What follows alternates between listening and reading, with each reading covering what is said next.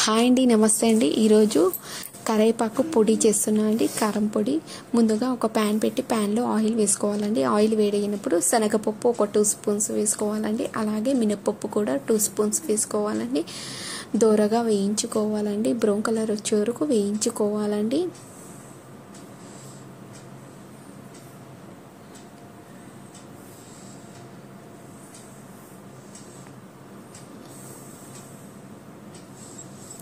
అలాగే జీలకర్ర వేసుకోవాలండి. 1 స్పూన్ జీలకర్ర, 1 స్పూన్ ధనియాలు వేసుకోవాలండి. మళ్ళీ బ్రౌన్ కలర్ వచ్చే వరకు వేయించుకోవాలండి.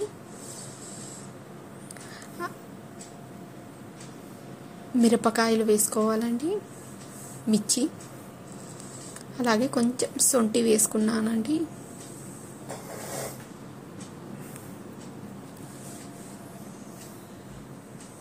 అలాగే కరివేపాకు వేసుకోవాలండి.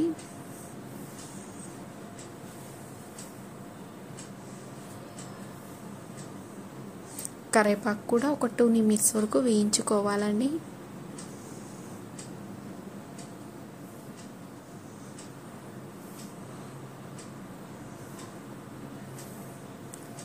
ఇప్పుడు మిక్సీ జార్లో వేసుకోవాలండి, మెత్తగా పౌడర్గా చేసుకోవాలండి. ఇప్పుడు తగినంత సాల్ట్ వేసుకోవాలి, వెల్లుల్లిపాయలు వేసుకోవాలండి.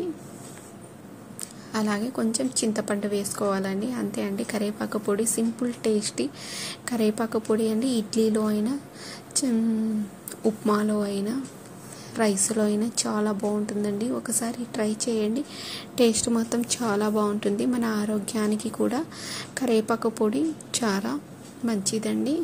ఒకసారి ట్రై చేయండి.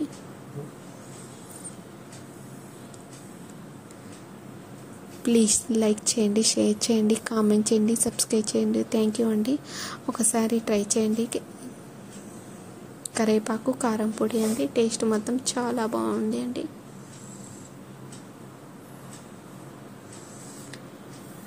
ఇలా ఒకసారి చేసుకుంటే 1 మంత్ వరకు వస్తుందండి.